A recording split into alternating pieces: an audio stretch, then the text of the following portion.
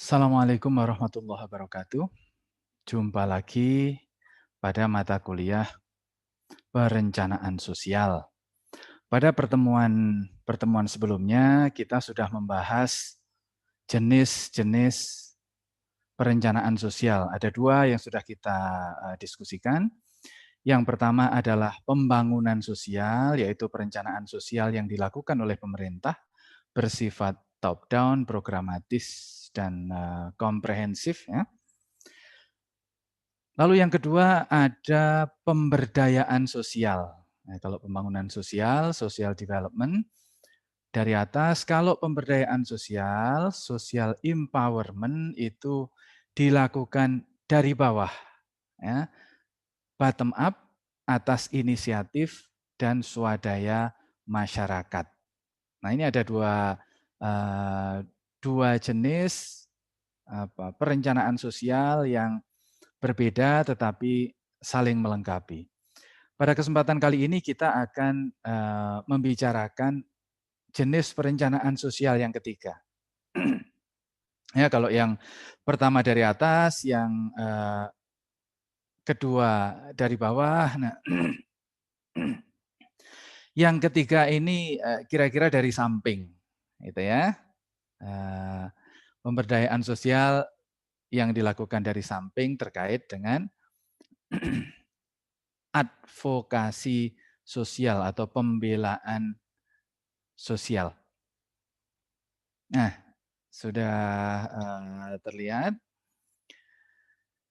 Jenis pemberdayaan sosial atau perencanaan sosial yang ketiga ini dikenal sebagai advokasi sosial.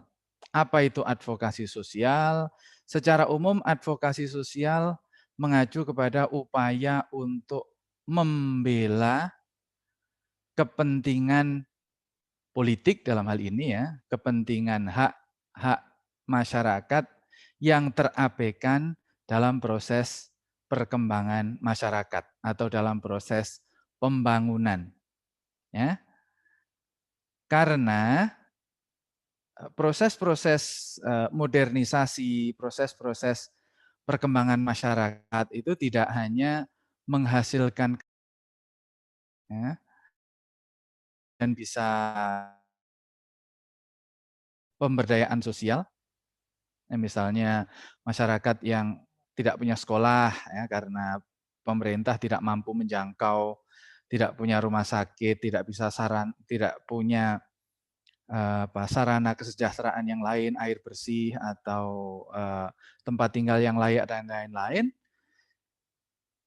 Kalau problemnya hanya ketertinggalan, masyarakat bisa mengejar sendiri atau masyarakat punya kesempatan untuk membangun sendiri melalui lihat contoh pemberdayaan untuk membantu pemerintah, ya, bukan membantu pemerintah, memberikan solusi ketika pemerintah atau negara tidak mampu menjangkau untuk melakukan pembangunan sosial, ya, baik masyarakat di tempat yang jauh, masyarakat yang jauh dalam artian lokasi maupun jauh dalam artian budaya. Nah, tetapi ada hal-hal yang ternyata bukan hanya soal ketertinggalan, ya, bukan hanya soal akselerasi, tetapi lebih kepada soal sistem. Ya. Ada situasi-situasi di mana masyarakat itu hak untuk menikmati pembangunan itu bukan tidak bisa, tapi pemerintah tidak mampu atau tidak mau menjangkau. Ya, apa ada pemerintah tidak mau atau tidak mampu menjangkau? Ada. Ya, ada kasus-kasus di mana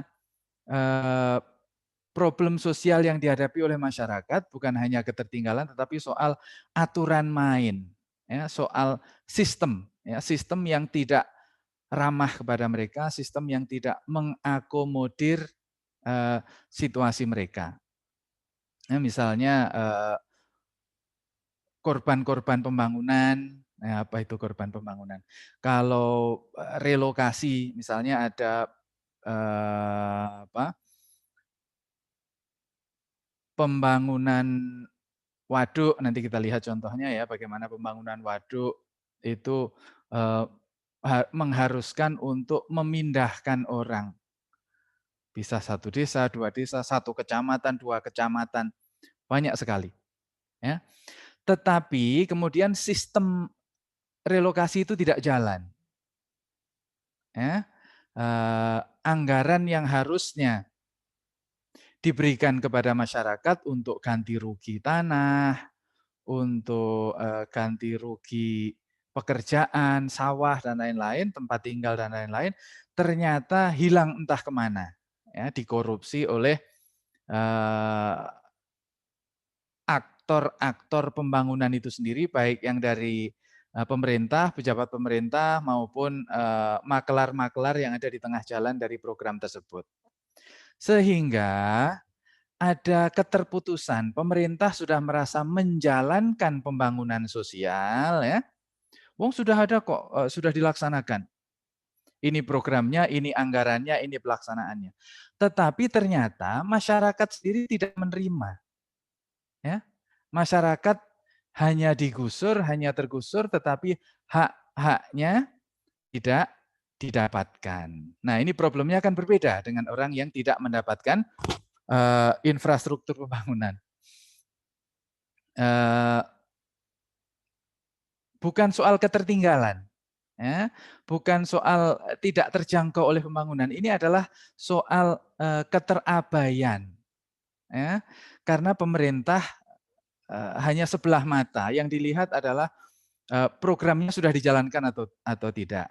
Nah, apalagi nanti ketika ini dilakukan oleh pemerintah dari satu periode, maka pemerintah dari periode berikutnya yang punya program yang lain ya tentu semakin tidak peduli. Ya, ini nanti akan kita lihat bahwa advokasi sosial itu dilakukan untuk menyelesaikan persoalan-persoalan sosial yang sifatnya sistemik, ya, atau miskomunikasi atau mismanagement program.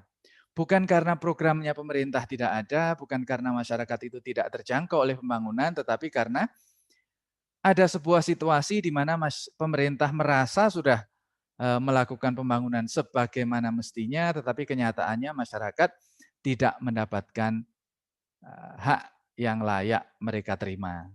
Dalam situasi semacam itulah ada kelompok-kelompok atau diperlukan pihak-pihak tertentu yang melakukan advokasi. Apa itu advokasi? Advokasi adalah upaya untuk pembelaan. Ya, membela, karena sebenarnya anggota masyarakat yang kelompok masyarakat yang terdiskriminasi oleh sistem tadi itu punya hak, ada jatahnya, ya, tetapi jatahnya tidak sampai ke mereka. Jatah pembangunan, alokasi pembangunan itu menjadi hak mereka dan harusnya mereka terima, tetapi karena satu dan lain hal itu tidak sampai ke tempat mereka. Ya, misalnya, nah ini mengikuti struktur penjelasan yang pada pertemuan sebelumnya, pelakunya biasanya adalah kelompok-kelompok LSM atau NGO, ya, sama. LSM, NGO atau ormas, dan anggarannya itu bisa anggaran mereka sendiri, bisa anggaran dari donor, ya, bukan anggaran dari pemerintah, karena pemerintah adalah pihak yang digugat.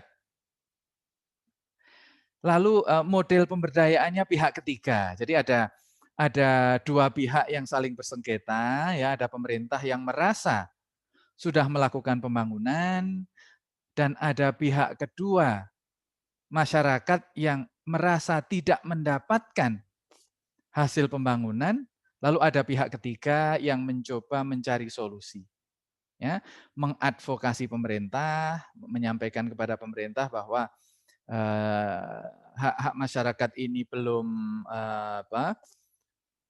belum tertunaikan, ya, korban penggusuran, korban relokasi, kelompok minoritas itu seringkali menjadi korban sistemik yang pemerintah merasa sudah melakukan perbuatan baik, tetapi masyarakat mendapatkan akibat yang tidak baik. Nah, sehingga masyarakat dan pemerintah salah paham. Nah, maka ada pihak ketiga yang mencoba mendamaikan. Memang biasanya berawal dari arah pihak kedua, ya. Berangkat dari arah masyarakat, mencoba untuk melakukan eh,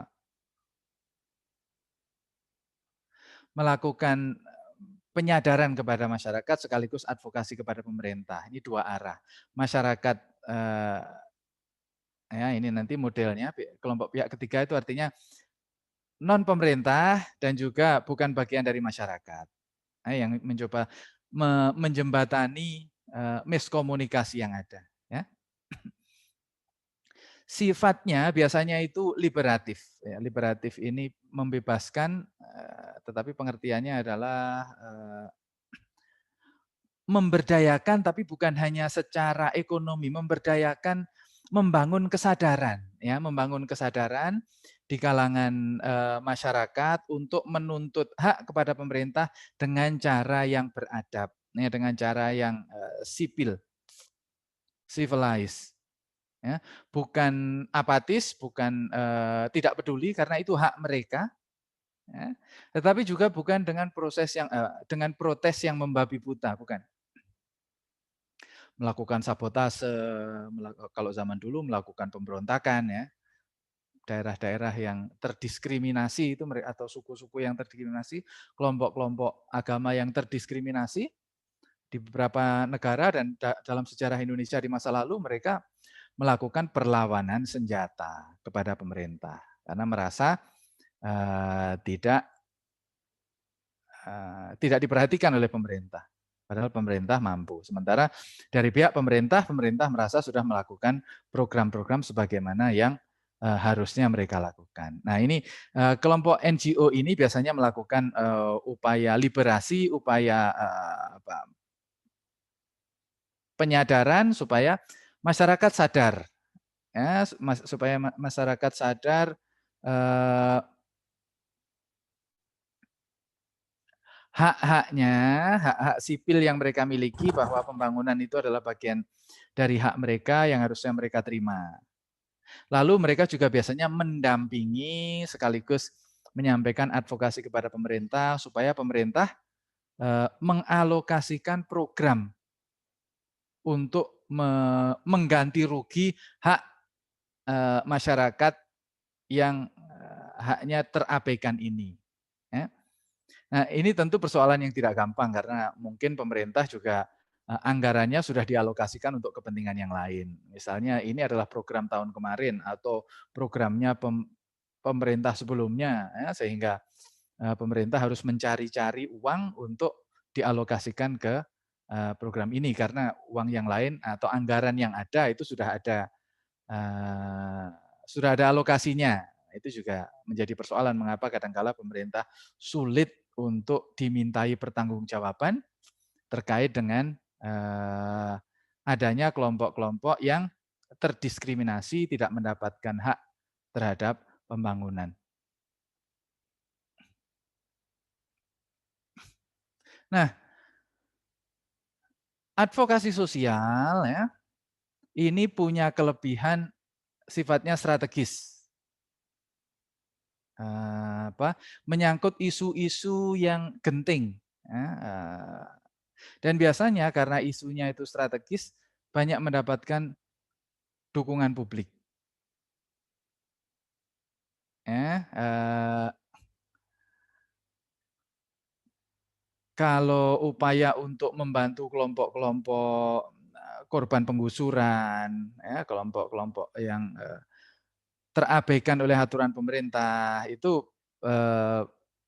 punya kans untuk mendapatkan dukungan publik, baik publik yang sifatnya lokal, nasional, atau bahkan internasional. Ya. Tetapi juga punya kekurangan. Kekurangannya adalah risiko politik. Ya. Risiko politik ini karena advokasi ini menyampaikan pendapat berlawanan dengan pemerintah. Ya, misalnya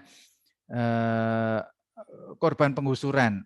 Nah, LSM atau NGO ini membantu korban penggusuran yang tidak mendapatkan hak sebagaimana harusnya kepada pemerintah. Sementara pemerintah sudah merasa melakukan kewajibannya, tetapi pada prosesnya di tengah jalan ada kesalahpahaman, ada mismanagement, ada korupsi dan lain-lain sehingga hasil pembangunan itu tidak sampai kepada masyarakat. Nah, ini tentu ada resiko untuk menyampaikan protes ini kepada pemerintah, menyampaikan pendapat ini kepada pemerintah. Apalagi apabila hal-hal tersebut menyangkut persoalan-persoalan sensitif, misalnya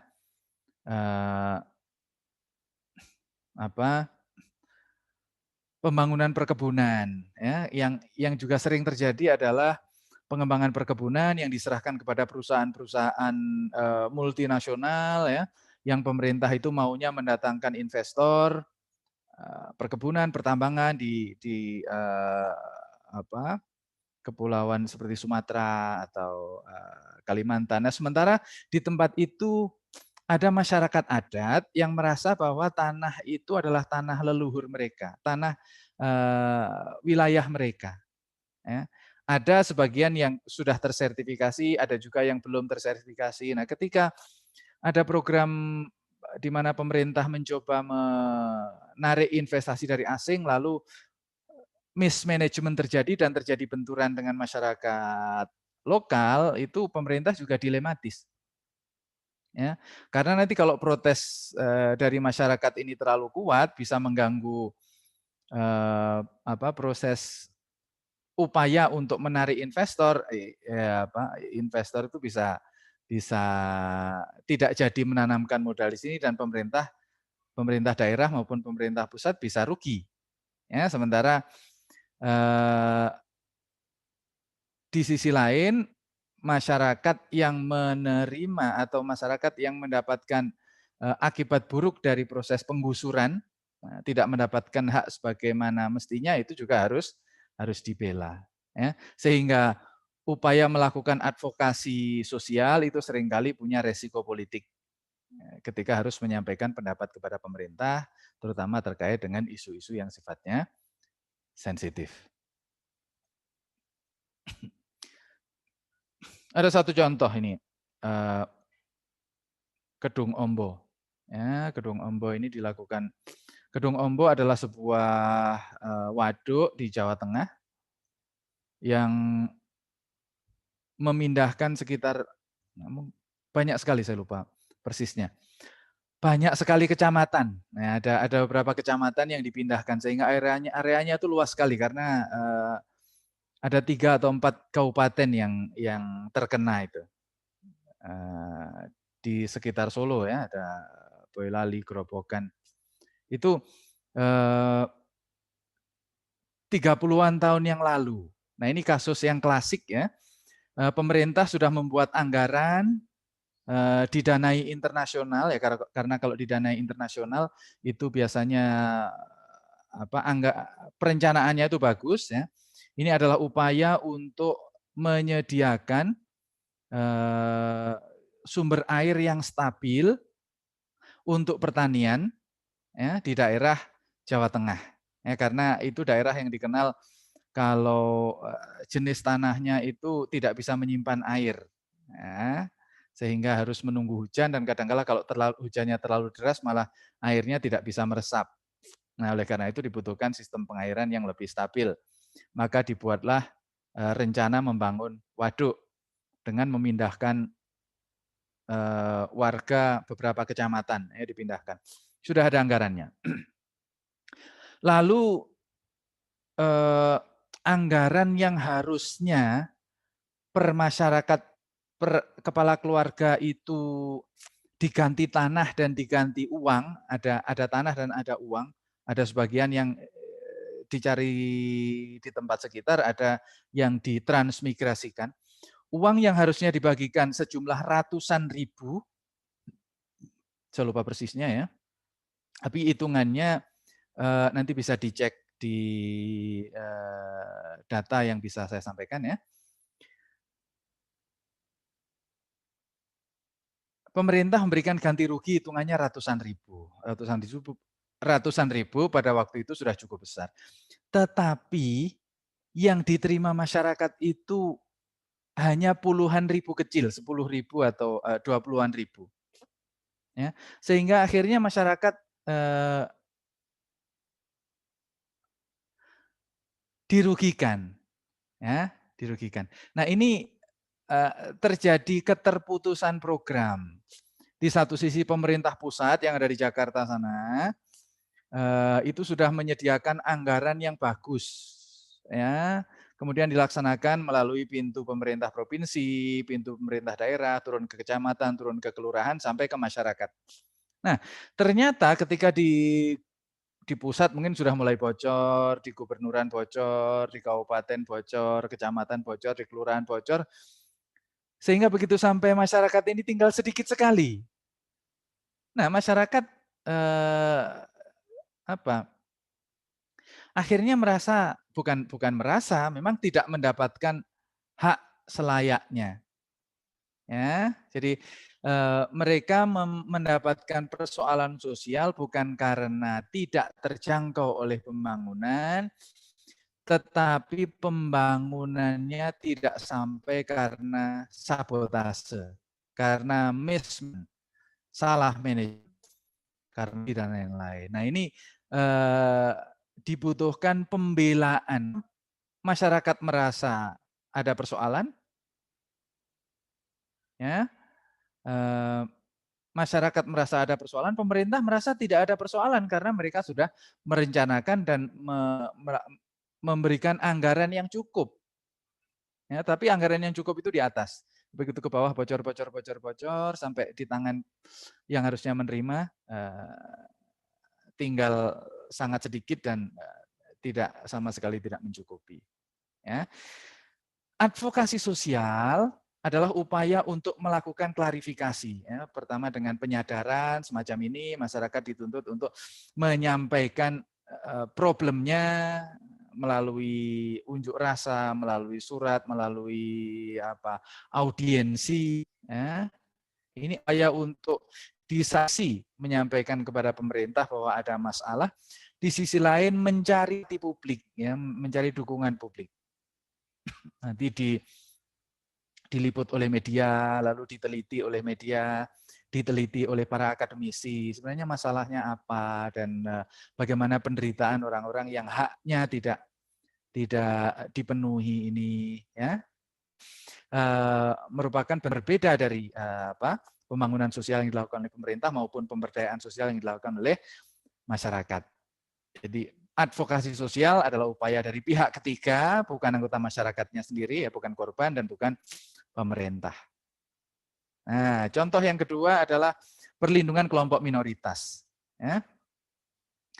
Minoritas agama, minoritas etnis, apalagi minoritas kelompok politik, ya, itu seringkali terabaikan, ya, karena pemerintah membuat aturan secara umum, ya, membuat aturan secara umum, seringkali tidak menyadari bahwa kelompok-kelompok minoritas itu memang berbeda dari anggota masyarakat secara umum. Ya, sehingga secara tidak disadari kelompok-kelompok minoritas ini tidak memiliki ruang untuk hidup. Ya, misalnya minoritas agama, ya. Ada banyak kasus di mana minoritas agama itu merasa kesulitan untuk mengekspresikan keyakinan agamanya, baik dalam bentuk kesulitan mendirikan tempat ibadah atau kesulitan untuk mencari ruang merayakan hari raya keagamaan mereka, ya. Karena di Indonesia memang mayoritas Muslim, ya. Tetapi di beberapa tempat Muslim itu minoritas. Nah, sehingga diskriminasi ini terjadi di mana-mana. Ya sebagian besar tentu kelompok agama-agama minoritas yang hidup di lingkungan mayoritas ya Muslim, tetapi juga terjadi situasi-situasi di mana Muslim minoritas juga mengalami hal yang sama. Nah, dalam konteks semacam itu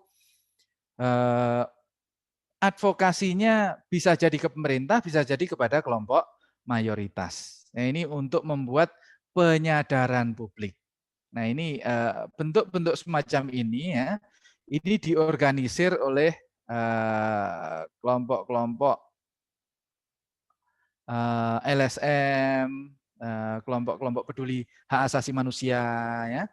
Nanti ada yang mungkin lebih kontroversial ya, isu-isu tentang gay, tentang lesbian, itu adalah kelompok-kelompok minoritas yang secara hak asasi manusia mereka punya ruang untuk harusnya punya ruang untuk mengekspresikan diri. Tetapi di beberapa masyarakat tentu itu menjadi bagian yang isu yang sensitif.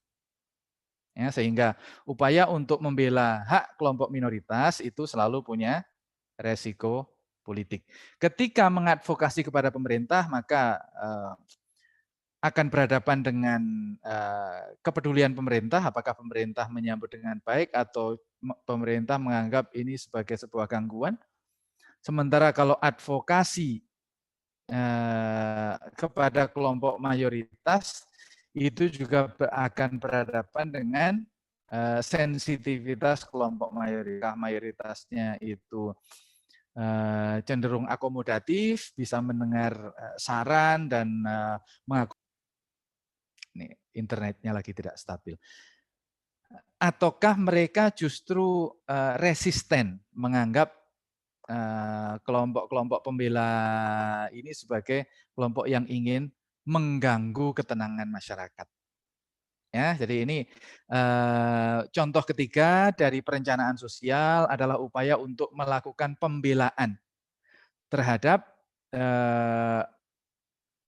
kelompok masyarakat yang mengalami diskriminasi, baik diskriminasi oleh pemerintah maupun diskriminasi oleh kelompok mayoritas di masyarakat. Nah, ini biasanya dilakukan oleh pihak ketiga dengan cara menyadarkan para korban atau pihak yang menjadi korban dari sistem yang diskriminatif itu untuk menyadari hak mereka, lalu mendampingi mereka menyampaikan pendapat secara damai, secara beradab, secara sistematis supaya komunikasi terbangun baik dengan pemerintah maupun dengan kelompok mayoritas. Ya. Jadi itu tadi bentuk perencanaan sosial yang ketiga yang berbeda dengan perencanaan sosial yang pertama oleh pemerintah maupun perencanaan sosial yang kedua oleh masyarakat sendiri. Ya, perencanaan advokasi sosial merupakan perencanaan sosial yang dilakukan oleh pihak ketiga yang ingin menjembatani miskomunikasi atau konflik antara anggota masyarakat dengan pemerintah maupun anggota masyarakat dengan kelompok masyarakat yang lain. Kita masih punya satu lagi jenis perencanaan sosial yang akan kita bicarakan pada pertemuan berikutnya. Terima kasih. Assalamualaikum warahmatullahi wabarakatuh.